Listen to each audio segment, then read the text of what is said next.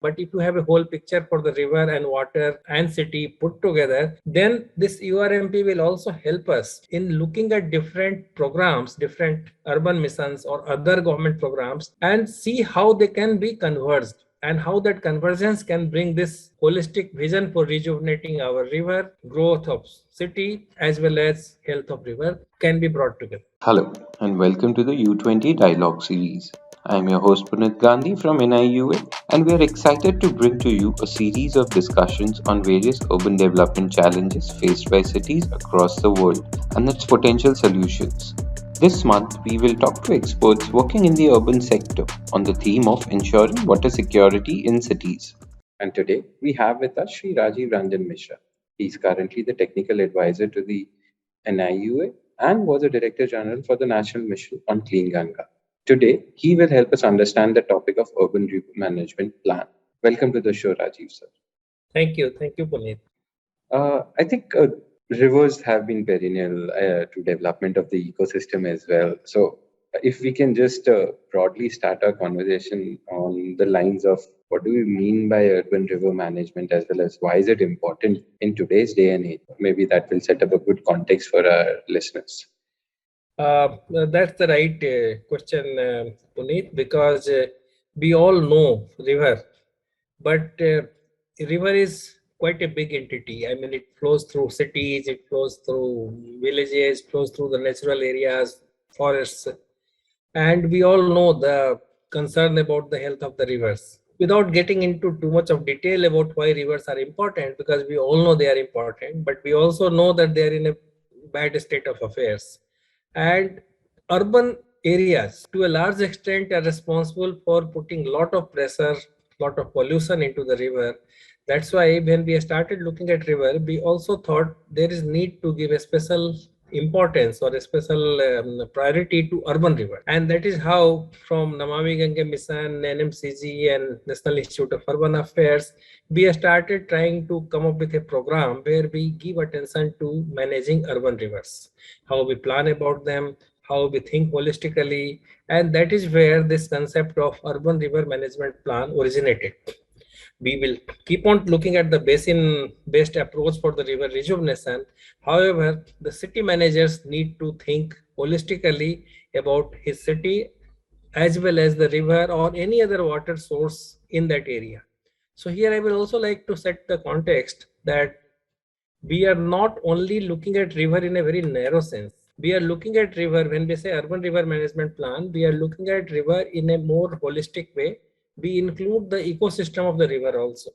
So there may be wetland, there may be water body in the city, they may be close to the river, they may be in the floodplain, they may be outside, but I think we are looking at all of them as one entity, and we are trying to develop this kind of plan. And why this becomes very important, because we have not been thinking holistically.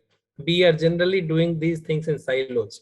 Even if you look at water management in the city, there are different ways of looking at water. Someone looks at drinking water, someone looks at wastewater, someone looks at storm water.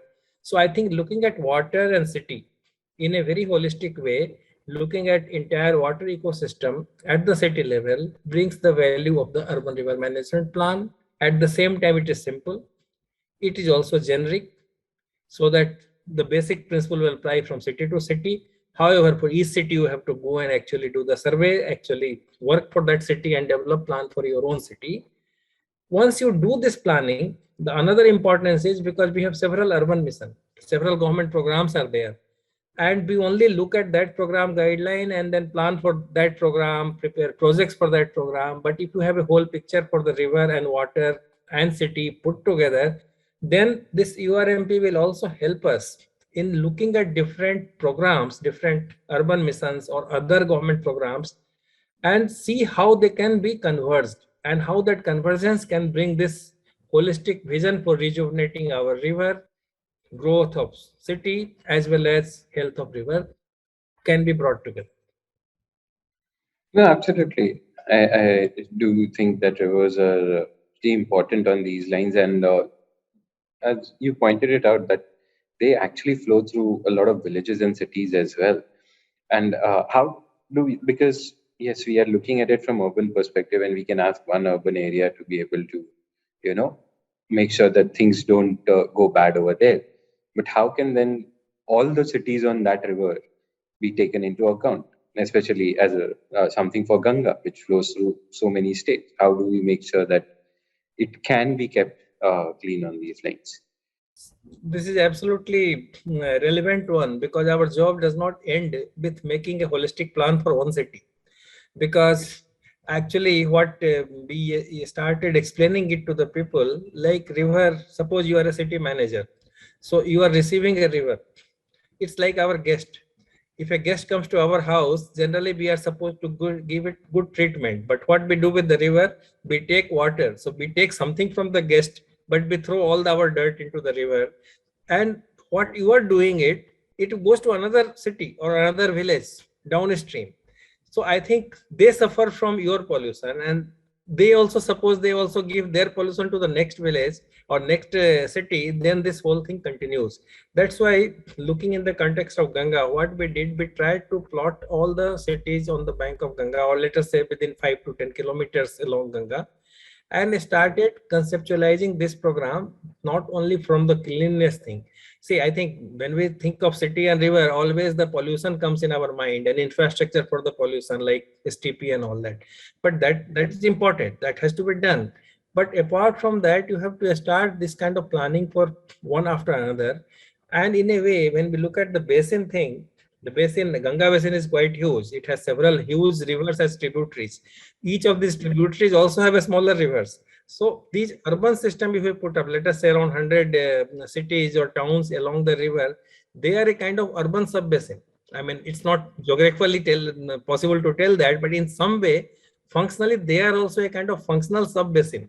So you have to look at this URMP concept, integrated urban water management. Also, people can tell, but URMP is little plus of integrated urban water management, because apart from water, we also try to manage the land. We are trying to look at things from the environmental point of view, economical point of view, as well as social point of view. So I think this is touching the entire lifestyle of city as well as the water body. So that's why we have to actually continue this. And this is a kind of chain. Tomorrow you may also have a plan where the cluster of cities or towns very close to each other, they join and then they do this approach. Today we are combining all the units within the city. Tomorrow you may pick up few things. I will give a very specific example of Bengal. The Ganga River in the Bengal before Havra, there are something like 20 urban local bodies which are so close to each other. Now there perhaps it is needed to do that urban river management plan for the cluster of cities. So I think this has to be understood at city level and then extended further. No, absolutely. I think it requires both kind of interventions at the lower level as well as at the higher level from macro point of view to make sure that those cities are able, those rivers are, we are able to nourish them as they move forward as well. And this is where something I'm always like, majority of the big cities do come across rivers or on the coastal front in India as well, and they somehow are still at the growth phase, and they are something which will keep on growing with time, is because especially urbanization is increasing a lot. In that case, how can we make sure that these rivers are uh, no doubt we are taking a lot of resources from them, but how can we make sure that we give it back as much as possible as well? That is absolutely essential to really sustain all of us, because urbanization is bound to happen and there is nothing wrong in that. We need not be apologetic about urbanization. That's a natural phenomena, and we will be in next few years we will be almost becoming 40% of the country will be urbanized. We are already more than one third. So that's why it's very important. I think you have hit a very important area, because when we started working in Ganga Mission also, if we were sanctioning an STP or some project in a very small town, let's say in Bihar, people used to say there is already a lot of flow here in the river. Why you are sanctioning a project in that area? But that's the wrong approach, because today there may be a small town. I mean, at some point of time, all the big cities were small. River came earlier and B came later. So B started growing. So I think our own way of urbanization has to change, and we don't have to only think about how to survive and get good drinking water and good air. We have to also think how we dispose our waste, and also how we actually integrate it into our planning. That's why in this managing urban rivers, urban river management plan also leads to a lot of good knowledge products became, like mainstreaming river into master plan, mainstreaming water into the master plan. So in a document, we call it river sensitive master planning guidelines, river centric master plans. So I think several of these things have been also issued by NIUA and also by the ministry and the Ministry of Housing and Urban Affairs. So slowly we have to start thinking about all the natural resources which urbanization is putting pressure on, because ultimately unless we also keep them healthy, we will not remain healthy. And often we feel we'll bring water from some nearby city or some far off city and we will spend money, and but ultimately that's not a sustainable way of living. We have to take care of the local natural resources. No, absolutely. I think it's very important to take care of this as a resource in itself, and it's not just energy that we have to conserve when we are trying to work towards climate change. It's about these kind of small things as well, which is not too small because our life is dependent on it. Uh, but it's not specific energy that just needs to be conserved all the time over here. Here, but then coming to that, yes, we are now developing a lot of more STP plants are coming into picture. A lot of other plants are also being made to make sure, or even our distributed sewage treatment plants in each building complexes and everything is being utilized. Uh, how effective are they, and how much are we able to make sure now that they don't start polluting the ecosystem in general? And how can we make sure that we can actually improve upon whatever wherever we are? Because let's say whatever case it is, we have to make sure that we go to the next level and we are able to satisfy the needs of the river as well. It's very important and a serious issue to ponder, because unfortunately most of the time the attention of people go on creation of new assets. So the STPs are created, number one. Number two problem is we always try to advocate one type of solution, large STPs.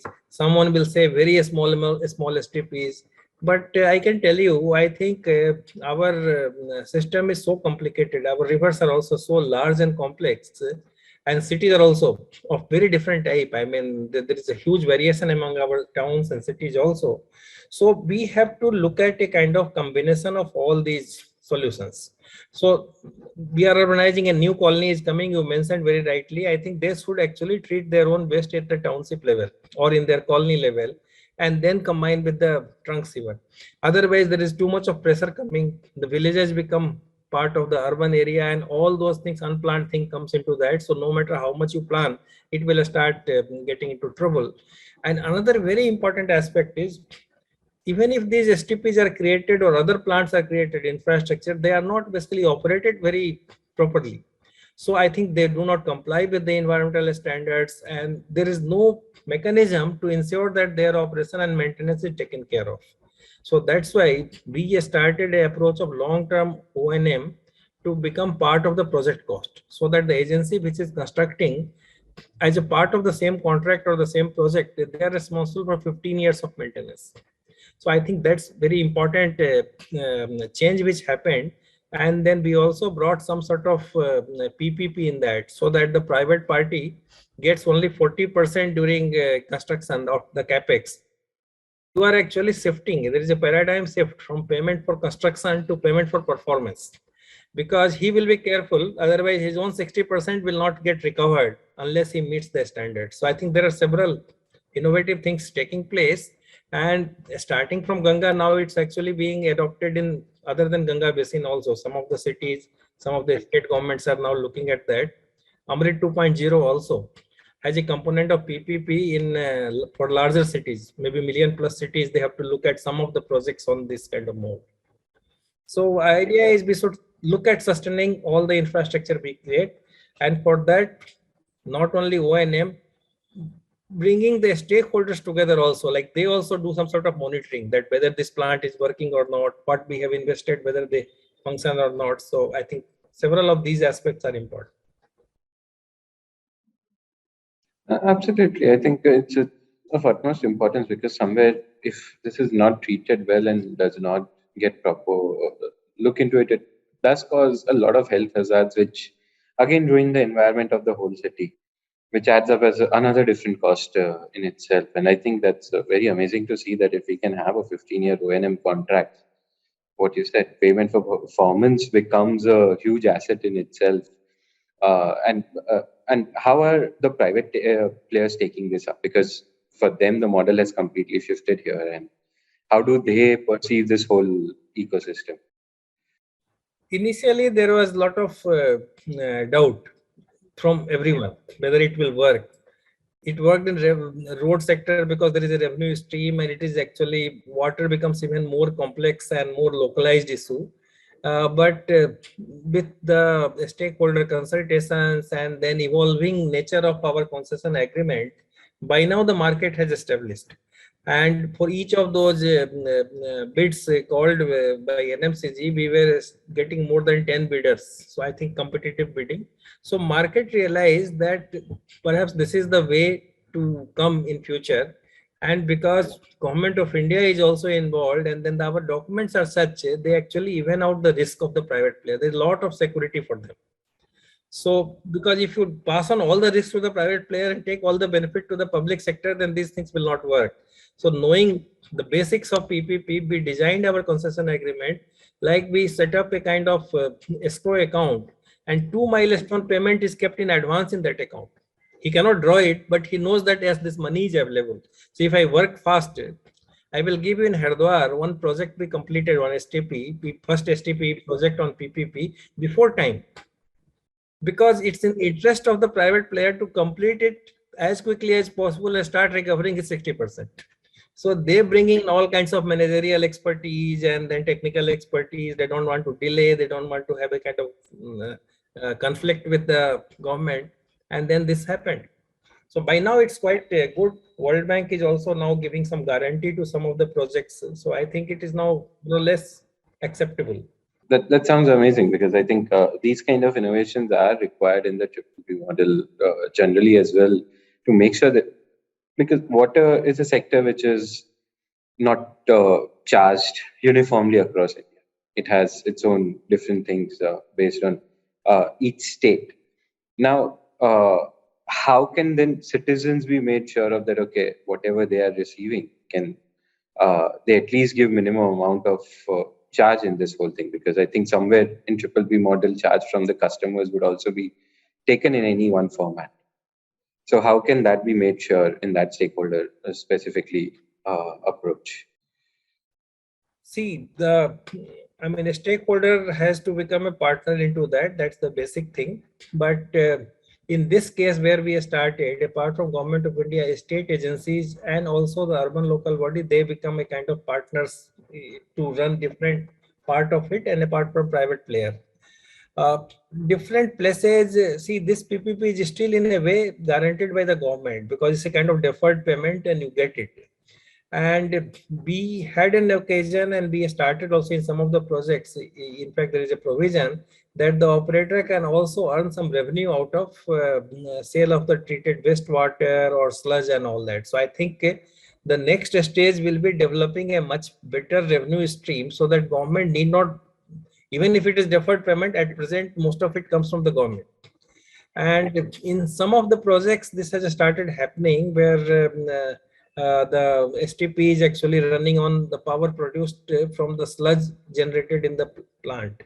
But I think there is a lot to do in this aspect. The reuse of treated wastewater can be a huge revenue stream for the municipalities. I mean, Surat is an example. They earn quite a lot of money out of sale of their treated wastewater. So one needs to evolve stakeholder engagement, their stake. I think it's very important to keep them involved and then keep on changing your approach, also seeing the developments and seeing the reaction.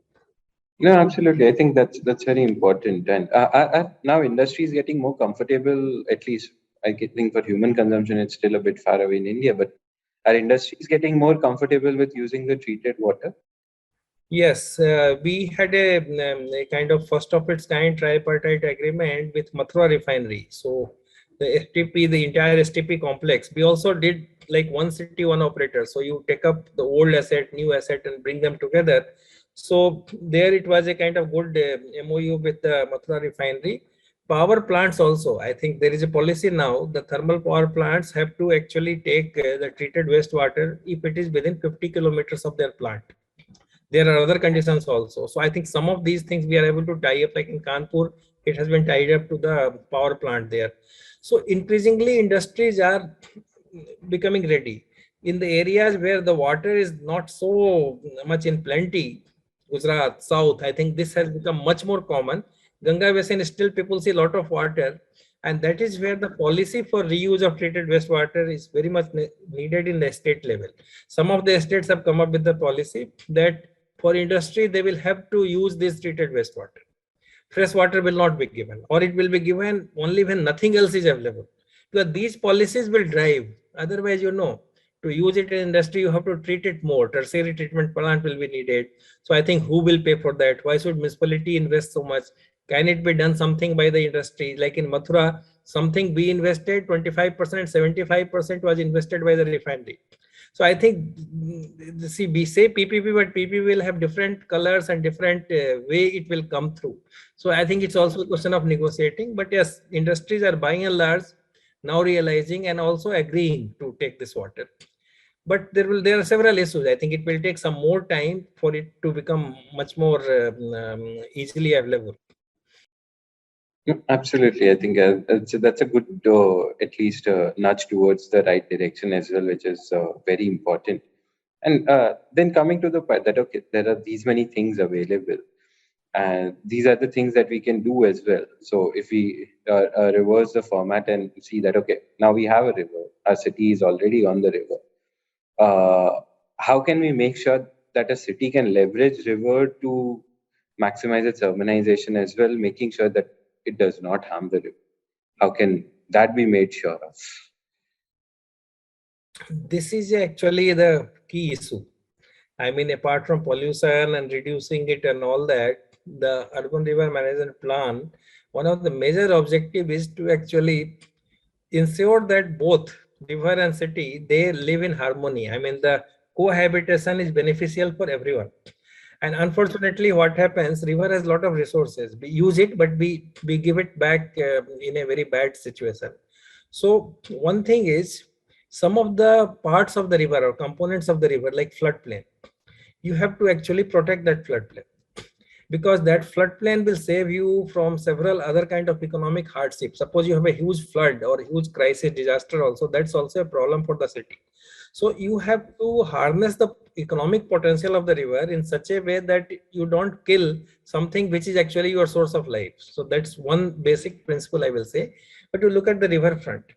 The river fronts, if they are properly designed in a more eco-friendly way, that is the best kind of public space you can create in a city. I mean, on the bank of river in Patna, we had created a very good promenade, and then now all the students, because it's on the bank of the river and the university is there, they go there for study, recreation. People go there for walk, yoga. So I think you can earn some revenue also, and good tourist place could also be developed. So I think there is a lot to do that. But you have to see what are the riverfront, what are the different areas, maybe some wetlands also, they can be very nice where migratory birds may come. Urban biodiversity, you have to leverage protecting them, because if you have a lake in the city and there is a huge migratory bird and these things, and if you protect them, make it little nice so that people's experience is good, you will have lots of people visiting there. So even transportation, you can leverage upon its potential for transportation. Riparian biodiversity, you have to also, I mean, riparian area you have to generate. What I am saying is something will be direct economic benefit you can draw, but by protecting all of them, it can also save city from lot of economic loss which happens due to several kinds of disasters, which are again becoming even more prominent in the view of the climate change. Yeah. No, no, absolutely. I think that if something is on those lines, urban planning departments do take into account, I think that could be huge benefit to cities as well as rivers, not just in making sure that there is a water component, but also good public spaces in general, which are important part of developing those master plans. And now coming specifically on the lines of climate change, with more number of cities getting urban floodings, majorly due to torrential rains, or the amount of rains that are happening over 1 to 2 days has increased drastically than what they used to get before. As well as then there are cities which are experiencing more and more drought in summers, and they might be the same city. It's not that they are different cities. How can they leverage river as a resource in their cities? This is a very fundamental idea on which URMP was developed, because if you it has several objectives we call 10-point agenda or objectives. So there are several of those objectives which actually talks about protecting your floodplain, conserving and protecting your water body, or also developing a system where you actually give back good return flow to the river, because actually flow is very important. So now what happens to this flow thing? As you very rightly said, on the impact of climate change, the rainfall will be erratic. Even otherwise, if you look at our country, we are different from some of the countries where you have year-round some rain. The rainfall, even before climate change impacts become very visual, is also in any case limited to 3 to 4 months. Now that 3 to 4 months also sometimes becomes 1 month, sometimes becomes few weeks, or sometimes prolongs also. So I think we are in for trouble. The primary thing is why we are telling managing urban river, and we have started talking about all these components in one framework, is this will help. Because nowadays we hear quite a lot about a sponge basin approach, sponge cities, or water sensitive urban design. Primarily the idea is you look at the water cycle and you develop your landscape in such a way that the built as well as natural escape is compatible with the water cycle. So when you have lot of rain and you have excess rain, what will you do with that rainwater? So if you are prepared with the rainwater harvesting structures, and if your wetlands, your water bodies are in good shape, they have not been encroached upon, I think you have a place to store them.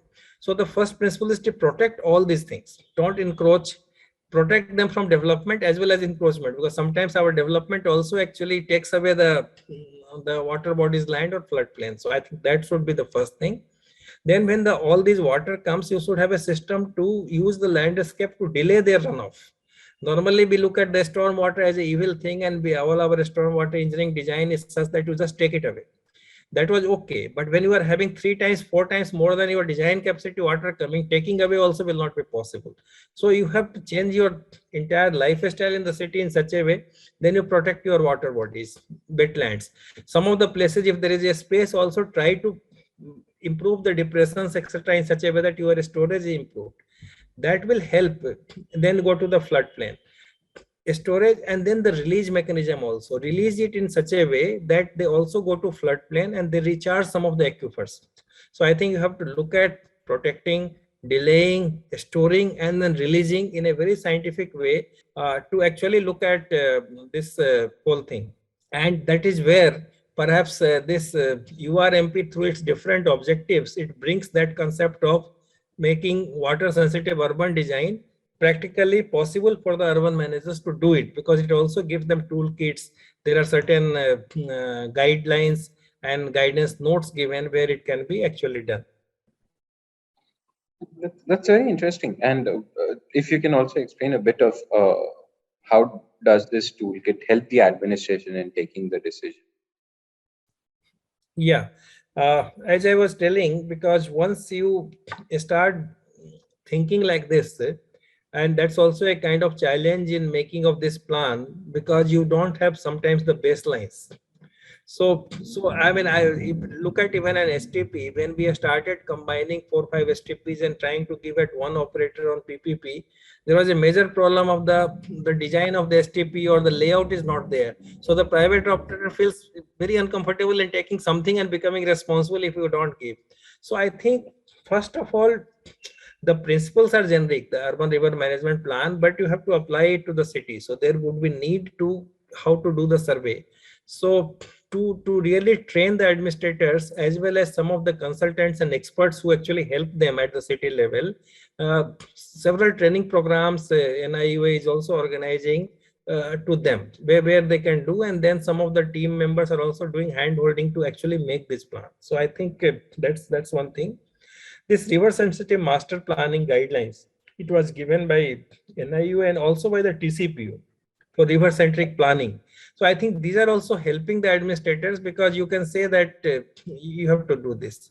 Another major initiative can be the master plans are being revised in several of the city. Several smaller towns do not even have the master plan. So when you actually do this master planning exercise, you try to integrate the not only river or water, but rather other natural elements also into that. And if you look at the URMP, there are something on biodiversity, forestry, riparian area, plantation, all those things are also there. So that way, if you come up with these kind of guidelines, guidebooks, and also organize some training program, and get into the state governments also to issue certain guidelines, get into their code, then administrators will also be empowered to utilize this thing, and we will be able to really scale it up. Otherwise, it will go to a smaller extent. I mean, we cannot take it only to the pilot level now, because as you know, we are already facing several challenges. As you said, same city is facing drought and then urban flooding. Chennai was an example, but Chennai is now going in a big way on the response city approach, and then they have taken up some areas and they are trying to redesign and then do something to go back as close to nature as possible now. No, absolutely. We had a conversation with Chennai Smart City CEO on this, specifically on the podcast, of how they are trying to revive the water tank across the city, and that did help us understand that okay, what process they did take up on those lines, and it's very interesting to see. But now coming to now, a city like Chennai has faced a disaster in itself. Let's put it that way. But what are the current challenges that administration generally faces in developing such a plan? What is it that they need? What are the things that they can be provided now in a better way than what they are being done right, so that they can actually move forward? First thing is, I mean, there are challenges like first lack of technical knowledge or understanding or awareness about all these approach. Because what has happened traditionally, more, I mean, some cities are exception, but majority of them actually they work through the departmental way of working. So I think there is a lot of silo way of thinking. So when you talk of URMP and these kind of program, this is basically the approach is to work together. So I think that that's one thing is, I mean, taking them on board, convincing them, giving them a kind of technical support. Second issue, major issue comes is, and also governance, I told you, because people are not working in a very integrated way. So I think these issues are there. Then actually, once you start working, then the issue of finances come, because we are all aware about the financial status of towns and cities. Apart from few, many of them are having constraints. Now it takes a lot of time to understand that URMP is not a program or it's not a mission from which you will get the money. It's a kind of approach, it's a kind of a strategic approach, and actually a kind of template which helps you in getting money through convergence.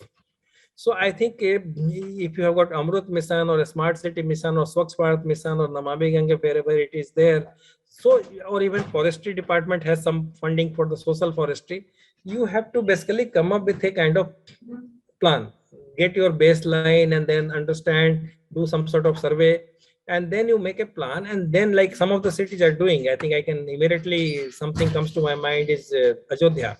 Now based upon we are making an URMP, and they have come up with several projects.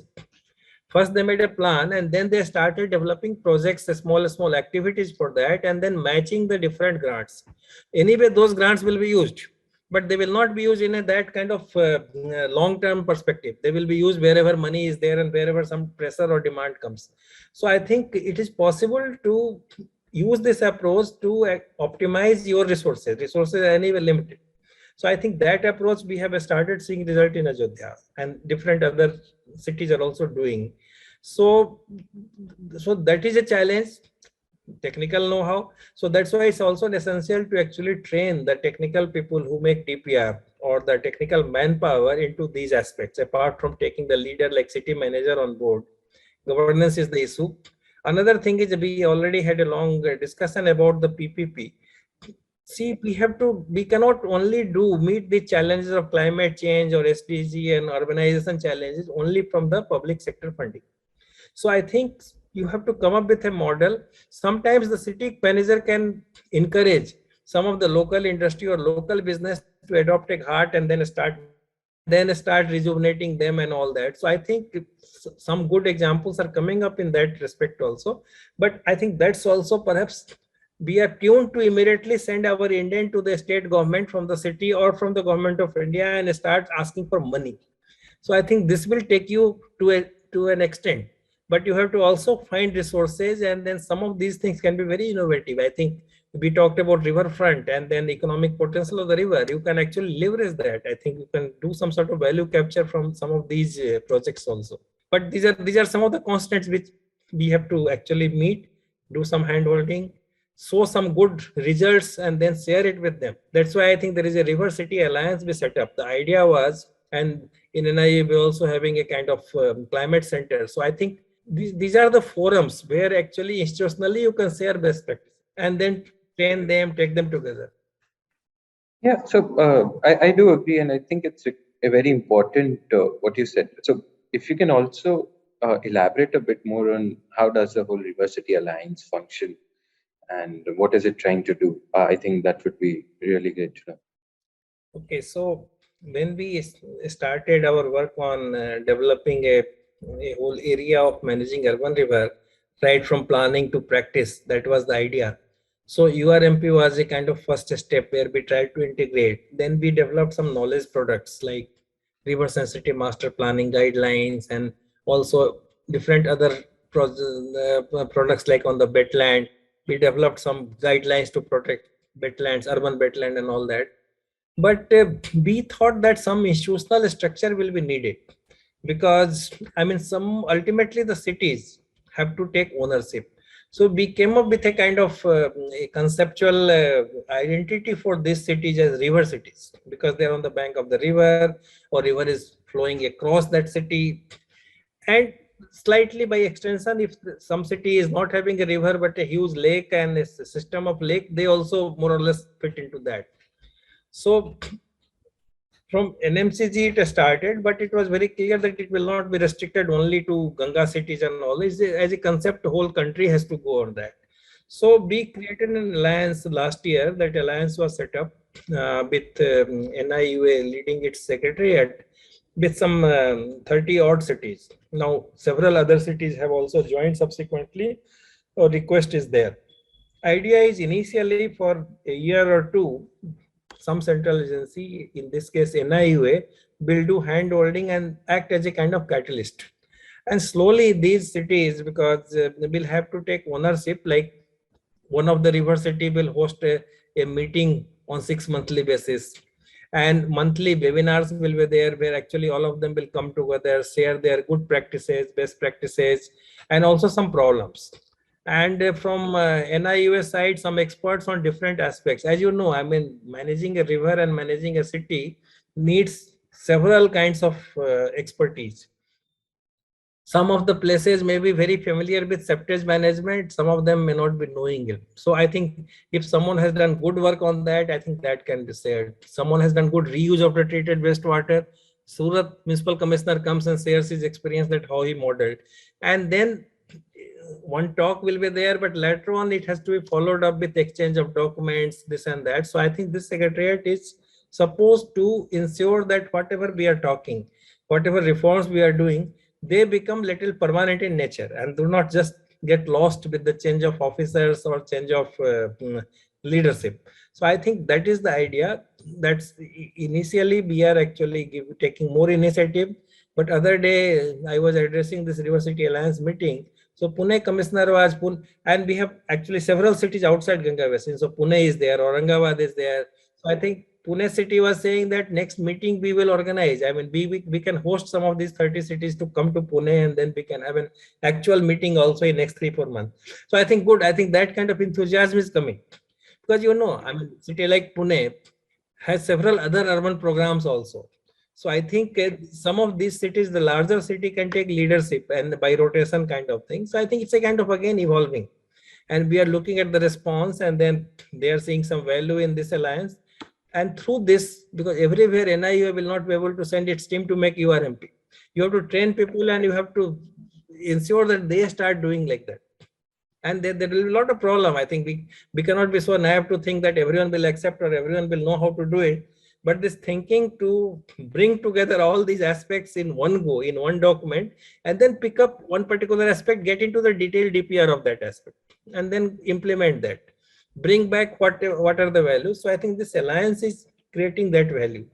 Now, this alliance can also be very good vehicle to talk about climate change, because anyway, water and climate change are very, very related. In fact, water has to become more prominent in the strategy for climate change management. So several things could come, because though we are starting with river city and water as a vehicle or as a kind of entry point into the cities, but whatever is with us, they are all relevant to the city. And we can bring that perspective. Nature-based solutions can be a very important idea to actually share with these cities, and show some of the practices, some of the techniques. No, that sounds like an amazing initiative, especially when you can integrate so much of peer-to-peer learning between all these officials. Because I think eventually that helps them much more in terms of how to navigate the system as well, which I think is much more important to implement all these projects at times. And I think that brings us to one of our last questions, is on the lines of, now, this is very important part in itself, which can lead to a better master planning, of course, for each city. So, what exactly would be the skill sets required, which will be required to develop a good urban river management plan? See, this, though we have discussed, and it looks like it is something which needs lot of skills or lot of, but in a way, if you look at the plan, it's also very simple. Idea is, first of all, you have to convince that you have to take everyone together. So all aspects have to be taken together. But I mean, coming little deeper into that, as we discussed about city life and the city management horizon and river thing. So you will need some skill. Someone needs little urban planning experience. You will need little bit of experience. Some engineering knowledge also will be needed to develop it further. Little bit of sociological and then communication ability is also there, because two of the agenda in this urban river management plan is also to make river sensitive community or water sensitive community and proactive citizen engagement.